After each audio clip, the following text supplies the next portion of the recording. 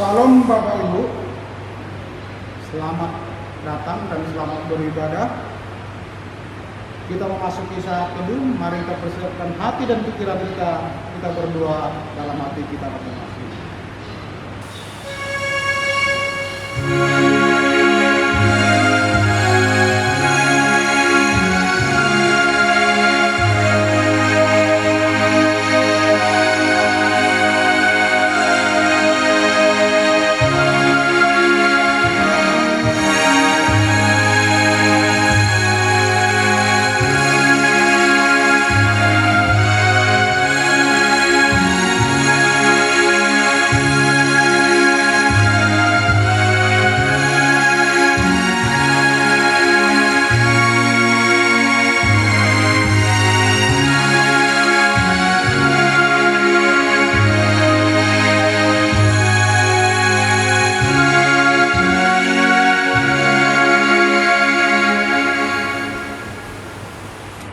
Mari kita puji dan muliakan Tuhan dengan bernyanyi dari Kidung Jemaat nomor 1, ayatnya yang pertama sampai ayatnya yang kedua. Dan di ayat 2, Jemaat bangkit berdiri.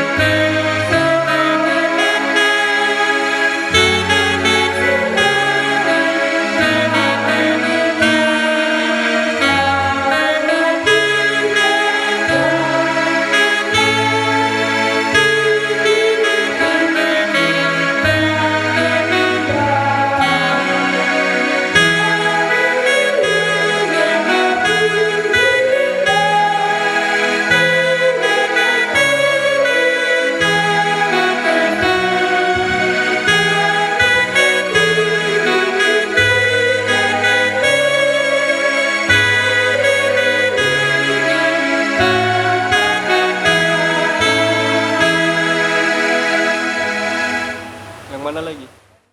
Di dalam nama Allah Bapa dan nama Anaknya Tuhan Yesus Kristus dan nama Roh Kudus, kami langit dan bumi. Amin. Siapa gerangan ada padaku di surga selain Engkau? Selain Engkau tidak ada yang kuingini di bumi. Sekalipun dagingku dan hatiku habis lenyap, gunung batuku bagianku tetaplah Allah selama-lamanya. Haleluya.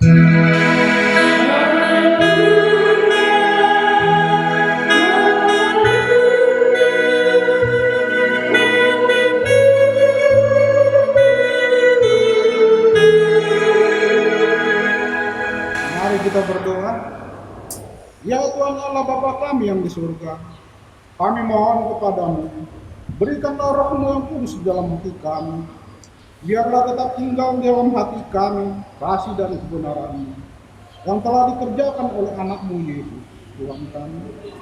Bimbinglah kami pada masa percobaan, berikanlah kepada kami kekuatan untuk melaksanakan kehendak-Mu, agar kami makin bersukacita merasakan perbuatan-Mu kepada kami, di dalam Tuhan Yesus Kristus Tuhan kami. Amin.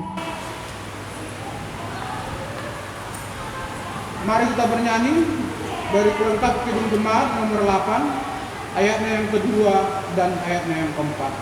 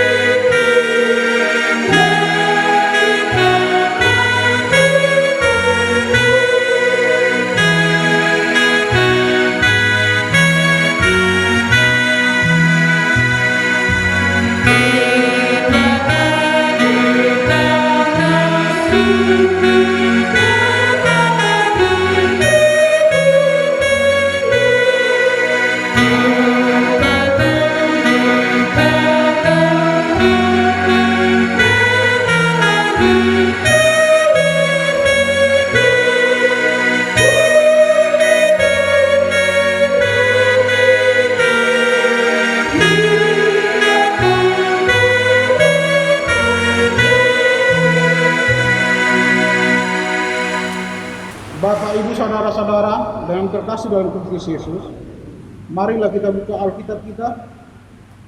Mari kita mendengar firman Tuhan sebagai pendahulu khotbah pada minggu ini. Itu yang tertulis dalam kitab 1 Raja-Raja pasal yang ke-19, ayatnya yang ke-9 sampai ayatnya yang ke-18.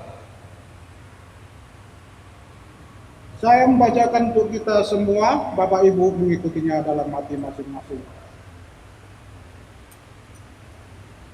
Di sana masuklah ia ke dalam sebuah gua dan bermalam di situ.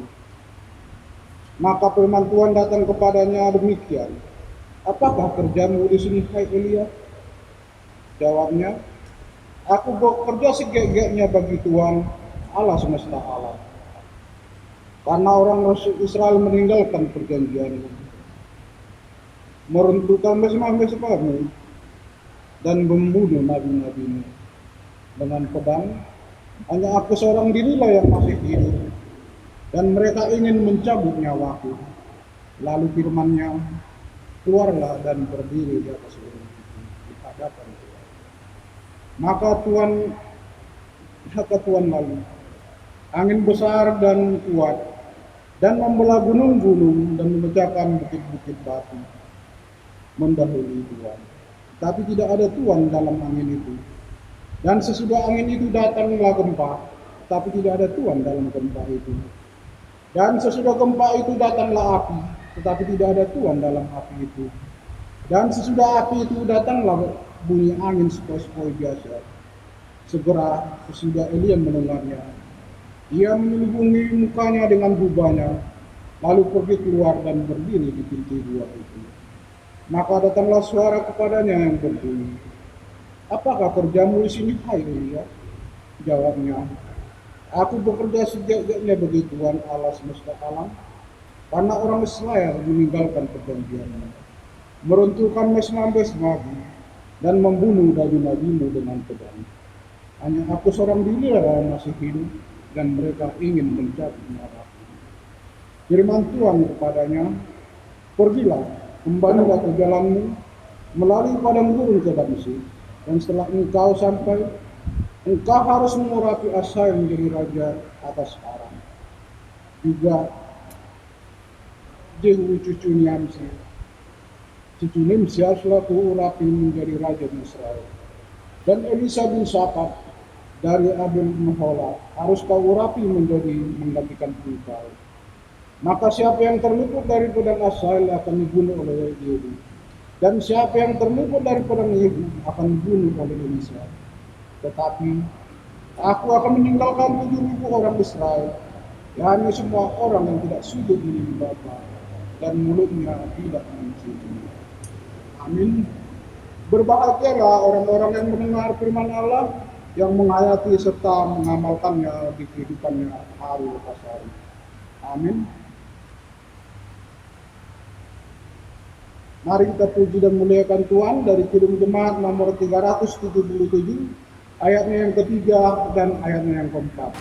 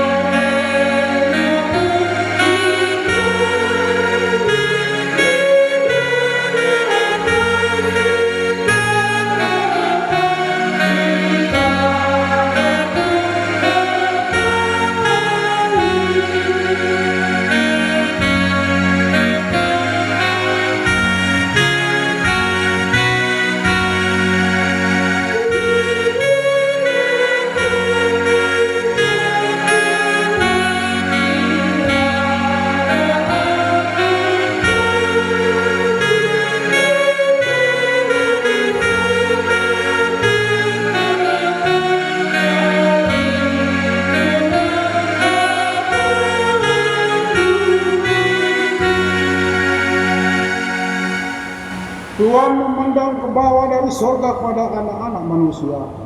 Apakah ada yang berakal budi? Tetapi kecenderungan manusia adalah menyeleweng dan berlaku bejat. Kita semua tidak menyadari kalau kita telah melakukan kejahatan di hadapan Tuhan. Tetapi Tuhan itu pemurah. Ia akan mengubah kutuk dan menghentikannya dari kita. Jika kita datang mendekat kepadanya dan menyesali segala perbuatan kita yang melawan perintahnya, Tuhan itu setia dan adil. Oleh sebab itu, marilah kita menghadap Tuhan. Bapak Ibu, saya undang bangkit berdiri. Marilah kita memohon dan minta ampun atas segala dosa dan kejahatan kita di hadapan Tuhan. Marilah kita ambil saat teduh, kita berdoa dalam hati kita masing-masing. Kita berdoa.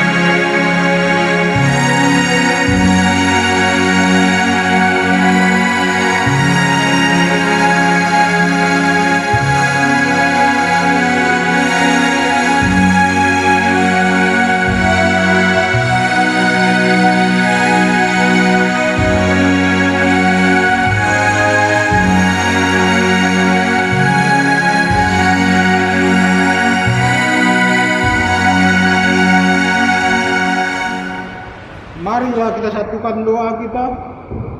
Ya Allah Bapa kami yang Maha Kuasa dan Maha Pengasih, kami orang berdosa yang hina ini datang ke hadapan-Mu yang Maha Suci dan yang Maha Mulia itu, untuk menyembah sujud di hadapan-Mu, meminta keampunan segala dosa dan kejahatan kami.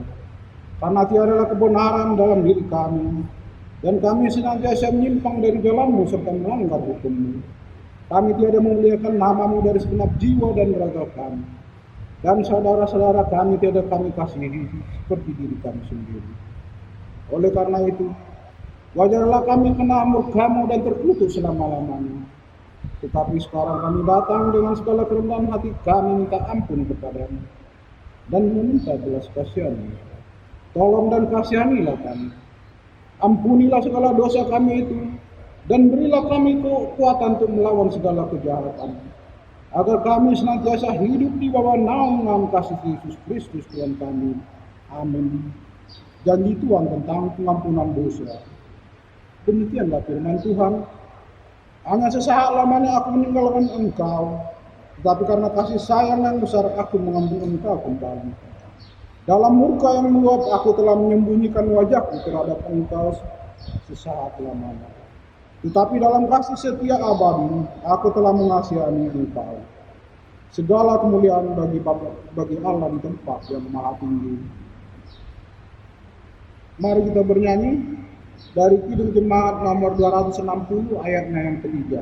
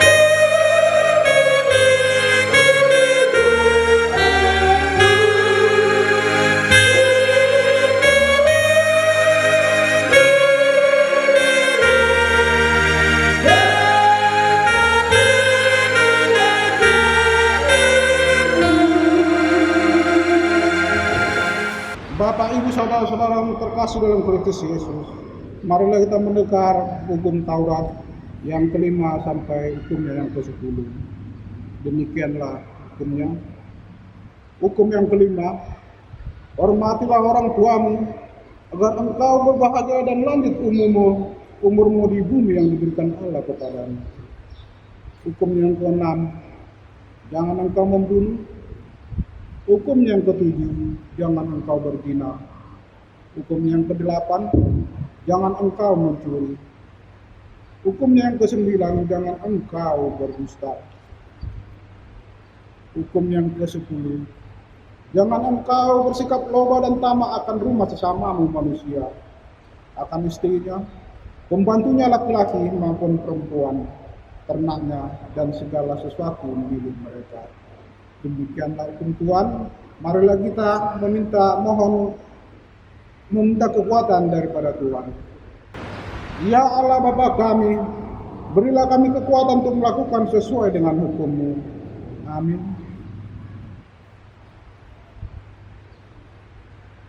Marilah kita bernyanyi dari Kidung Jemaat nomor 254 ayatnya yang pertama dan ayatnya yang kedua.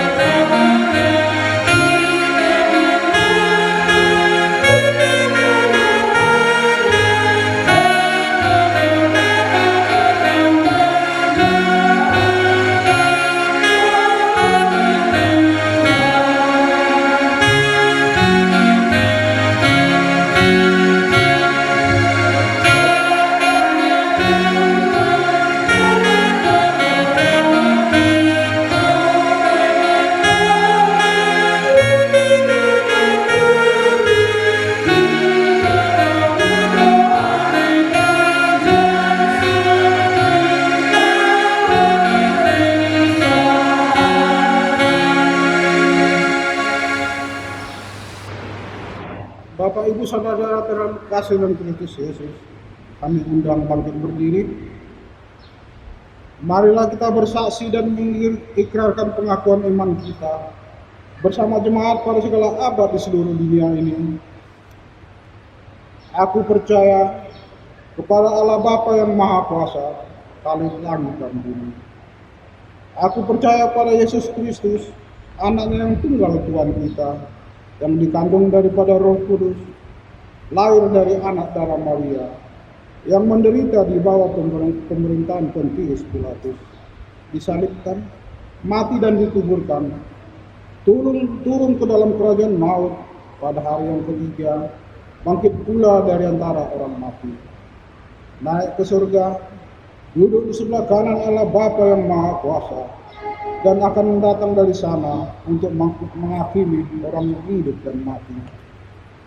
Aku percaya kepada Roh Kudus, gereja yang kudus dan am, persekutuan orang kudus, pengampunan dosa, kebangkitan daging, dan hidup yang kekal. Amin. Kita memasuki dua syafaat. Bapak Ibu Saudara terkasih, dua syafaat kita laksanakan dalam rumah kita masing-masing.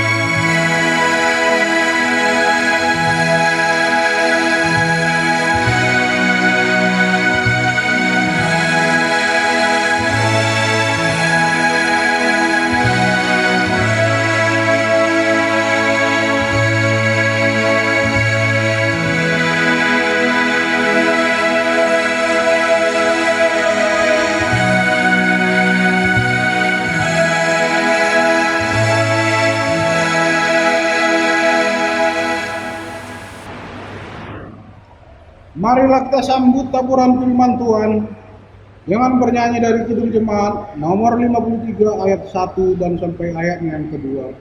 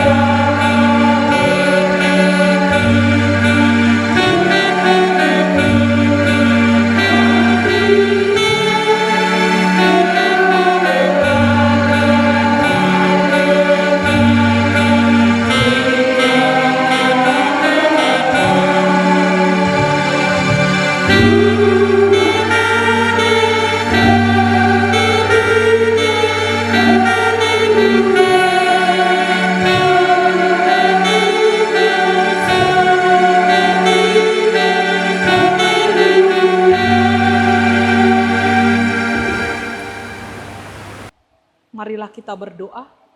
Damai sejahtera dari Allah Bapa kita yang melampaui segala akal dan pikiran akan memelihara hati dan pikiran saudara sekalian dalam Kristus Yesus Tuhan kita. Amin. Shalom, selamat hari Minggu bagi kita semuanya. Bapak Ibu jemaat yang dikasihi Tuhan, firman Tuhan pada minggu ke-15 setelah Trinitatis pada minggu yang berbahagia hari ini, tertulis dari kitab Lukas pasal 17 yang dimulai dari ayat 26 sampai dengan ayat 37. Demikian firman Tuhan, dan sama seperti terjadi pada zaman Nuh, demikian pula lah halnya kelak pada hari-hari anak manusia. Mereka makan dan minum, mereka kawin dan dikawinkan, sampai kepada hari Nuh masuk ke dalam bahtera, Lalu datanglah air bah dan membinasakan mereka semua. Demikian juga seperti yang terjadi di zaman Lot. Mereka makan dan minum, mereka membeli dan menjual, mereka menanam dan membangun. Tetapi pada hari Lot pergi keluar dari Sodom, turunlah hujan api dan hujan belerang dari langit dan membinasakan mereka semua. Demikianlah halnya kelak pada hari di mana Anak Manusia menyatakan dirinya. Barang siapa pada hari itu sedang di peranginan di atas rumah dan barang-barangnya ada di dalam rumah, janganlah ia turun untuk mengambilnya, dan demikian juga orang yang sedang di ladang, janganlah ia kembali. Ingatlah akan istri Lot. Barang siapa berusaha memelihara nyawanya, ia akan kehilangan nyawanya. Dan barang siapa kehilangan nyawanya, ia akan menyelamatkannya. Aku berkata kepadamu, pada malam itu ada 2 orang di atas satu tempat tidur. Yang seorang akan dibawa dan yang lain akan ditinggalkan. Ada 2 orang perempuan bersama-sama mengilang. Yang seorang akan dibawa dan yang lain akan ditinggalkan. Kalau ada 2 orang di ladang, yang seorang akan dibawa dan yang lain akan ditinggalkan. Kata mereka kepada Yesus, "Di mana Tuhan?" Katanya kepada mereka, "Di mana ada mayat, di situ berkerumun burung nasar." Demikian pembacaan nats khotbah pada minggu hari ini. Bapak Ibu yang kekasih, melalui Evangelium Lukas ini kita diajak untuk benar-benar mengenal Allah yang menyatakan kuasanya melalui bencana alam. Ini yang menjadi tema kita, tuntunan tema kita dalam minggu hari ini. Bapak Ibu yang kekasih, mulai dari ayat 26 sampai dengan ayat 37, secara khusus beberapa peristiwa yang mengerikan yang diangkat dalam perikop ini, saya yakin tidak ada seorang pun yang menginginkannya. Namun, beberapa peristiwa tadi itu diangkat dalam perikop pengajaran tentang kedatangan kerajaan Allah. Di satu sisi sebagai orang beriman, orang percaya yang telah diselamatkan, kita tentu menanti-nantikan kedatangan kerajaan Allah. Atau yang sering kita sebut sebagai kerajaan sorga. Inilah yang kita impikan, inilah yang menjadi harapan kita, bahwa sebagai anak-anak Tuhan kita menjadi pewaris kerajaan sorga atau kerajaan Allah. Tetapi di sisi lain, secara khusus dalam perikop Lukas ini, justru kedatangan kerajaan Allah itu diberitahukan dengan peristiwa-peristiwa yang saya yakin sebagai manusia tentu kita ngeri mendengar atau mengetahuinya. Sebagai manusia tentu kita tidak ada yang menginginkannya. Di mana dikatakan tadi peristiwa Nuh, Bapak Ibu yang kekasih. Nanti kita boleh baca dalam kitab Kejadian bagaimana peristiwa Nuh itu menjadi sejarah yang tidak akan pernah terlupakan. Di mana hanya Nuh, keluarga, dan yang masuk ke dalam bahteranya lah yang selamat. Selain itu, mereka binasa karena air bah. Lalu dikatakan juga ada peristiwa Sodom dan Gomora, di mana Lot. Begitu juga dengan kejadian-kejadian yang mengerikan. Ada hujan api, ada hujan belerang dari langit yang membinasakan mereka semuanya. Bahkan istri Lot, Bapak Ibu yang kekasih, juga tidak selamat. Tentu peristiwa-peristiwa ini sangat mengerikan. Dan itu dipertegas lagi dalam ayat-ayat selanjutnya. Dikatakan, jika ada 2 orang dalam satu tempat tidur, yang satu dibawa dan yang lain akan ditinggalkan. Jika ada 2 perempuan, yang satu akan dibawa, yang lain akan ditinggalkan. Jika ada orang di ladang, yang satu akan dibawa dan yang lain akan ditinggalkan. Yang mau dikatakan di situ Bapak Ibu yang kekasih, bahwa ada pemisahan Bapak Ibu dari yang tadinya bersama. Tentu sebagai manusia kita ingin selalu kebersamaan itu tercipta, bukan pemisahan yang dikatakan dari ayat 34 sampai dengan ayat 36 dalam nas periskop kita. Tetapi demikianlah kerajaan Allah, kerajaan sorga itu diajarkan. Yang pertama melalui nas ini kita mau belajar bahwa perikop ini bukan untuk menakut-nakuti kita. Bahwa perikop ini bukan untuk membuat iman dan pengharapan kita ciut. Tetapi yang pertama adalah pengajaran tentang kedatangan kerajaan Allah yang tadi tema kita mengatakan Allah menyatakan kuasa melalui bencana alam, melalui sesuatu yang tidak diduga, melalui peristiwa yang mengerikan. Justru Bapak Ibu yang kekasih, untuk membuat kita semakin berjaga, untuk membuat kita semakin setia. Karena tidak ada satupun orang yang mengetahui kapan dan bagaimana itu datangnya. Ini poin yang pertama dari perikop kita Bapak Ibu. Jadi sekali lagi saya menegaskan, tidak untuk menakut-nakuti kita, tidak untuk membuat kita semakin apatis Bapak Ibu, tetapi untuk mengarahkan kehidupan kita secara khusus dalam masa saat ini. Semakin bersiap, semakin berjaga-jaga, kapanpun dan bagaimanapun yang diceritakan tadi mungkin menjadi gambaran di dalam iman yang taat dan setia, tentu ini bukan menjadi peristiwa yang menakutkan bagi kita. Lalu yang kedua melalui perikop ini Bapak Ibu yang dikasihi Tuhan, bahwa kerajaan Allah pasti akan dinyatakan. Apakah yang akan terjadi ketika kerajaan Allah itu dinyatakan Bapak Ibu yang kekasih? Maka di sana akan terjadi, terwujud, tercipta, yaitu kebenaran Allah, keadilan Allah, dan kasih Allah atau sukacita Allah. Ini yang perlu kita pegang, yang menjadi pengharapan kita. Sehingga kalaupun tadi nas ini mengangkat beberapa peristiwa yang sangat mengerikan Bapak Ibu yang kekasih, tetapi kita tidak boleh lupa bahwa kerajaan Allah itu sendiri adalah di mana keadilan, kebenaran, kasih, dan sukacita Allah diwujud nyatakan. Tentu dengan catatan bagi mereka yang taat dan setia. Bapak Ibu, secara khusus dalam kondisi pandemi saat ini, mungkin banyak hal yang telah membuat kita semakin berputus asa. Mungkin banyak pertimbangan kita di mana seakan-akan doa kita tidak terjawab. Atau mungkin juga kita berpikir, apakah ini akan menjadi akhir dari kehidupan? Di mana COVID-19 tidak menunjukkan titik akhirnya, justru menunjukkan keganasannya begitu Bapak Ibu. Tetapi justru dalam saat inilah sebagai anak-anak Allah kita harus lebih aware.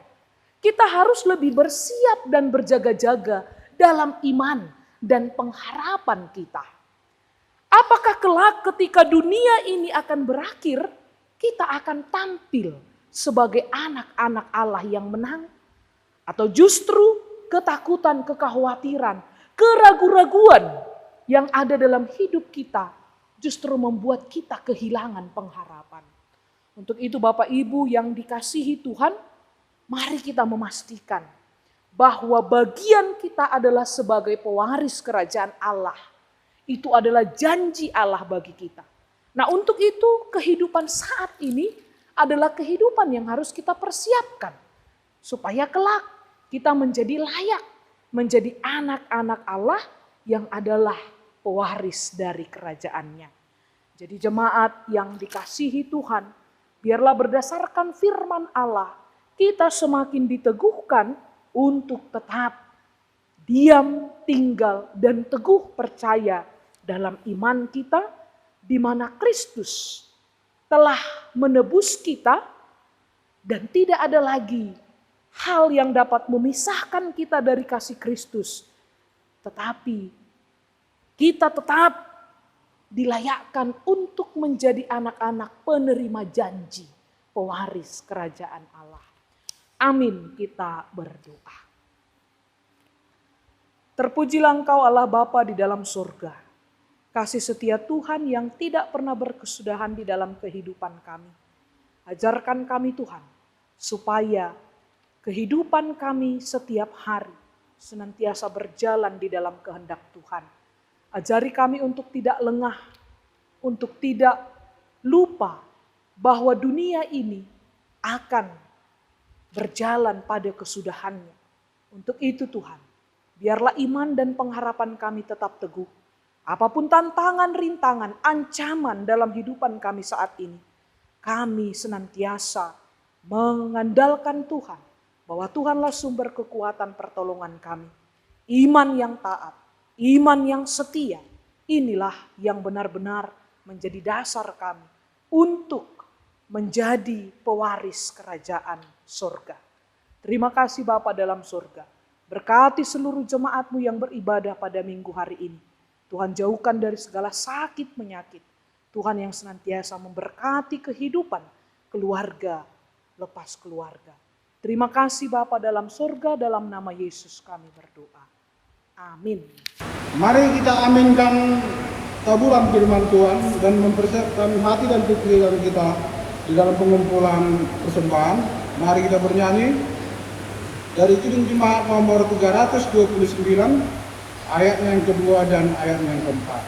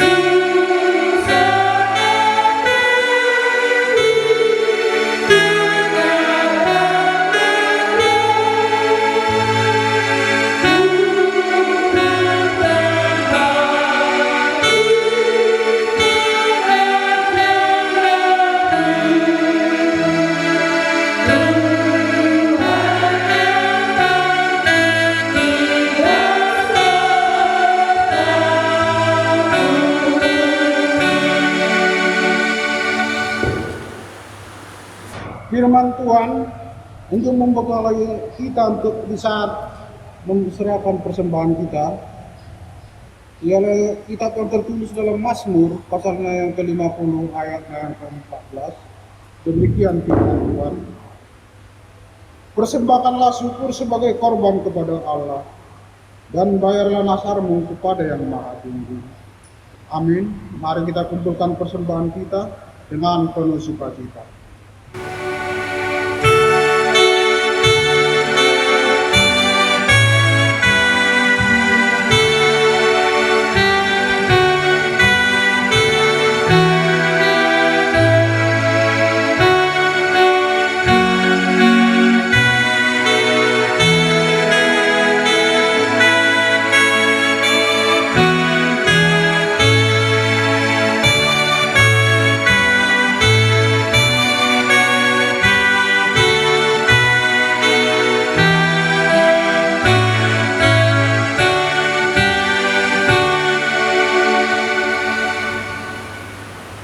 Marilah kita mendoakan persembahan kita berdoa.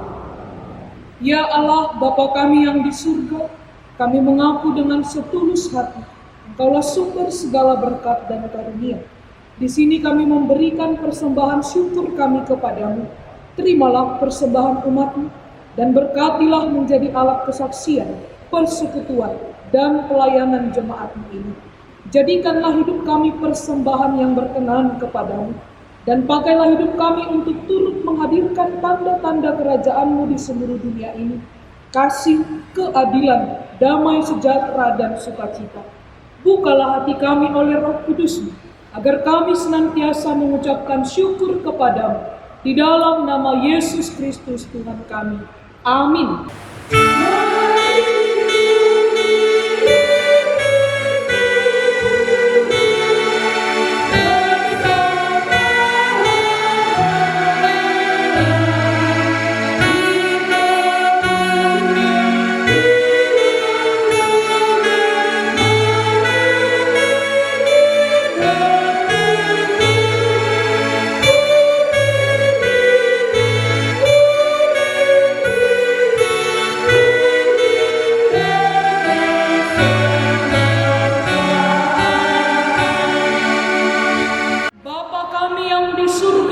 Dikuduskanlah namamu, datanglah kerajaan-Mu, jadilah kehendak-Mu di bumi seperti di surga. Berikanlah kami pada hari ini makanan kami yang secukupnya, dan ampunilah kami akan kesalahan kami, seperti kami juga mengampuni orang yang bersalah kepada kami. Dan janganlah membawa kami ke dalam pencobaan, tetapi lepaskanlah kami dari yang jahat.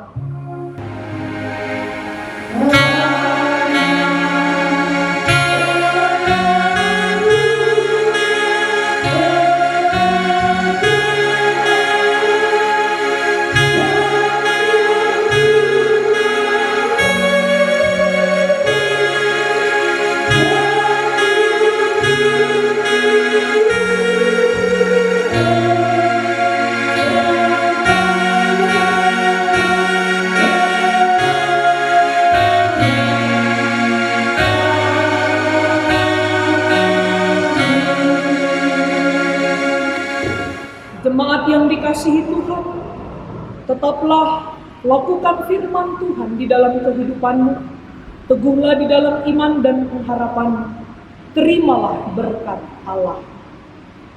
Tuhan memberkati dan melindungi engkau. Tuhan menyinari engkau dengan wajah-Nya dan memberi engkau kasih karunia. Tuhan menghadapkan wajah-Nya kepadamu dan memberi engkau damai sejahtera.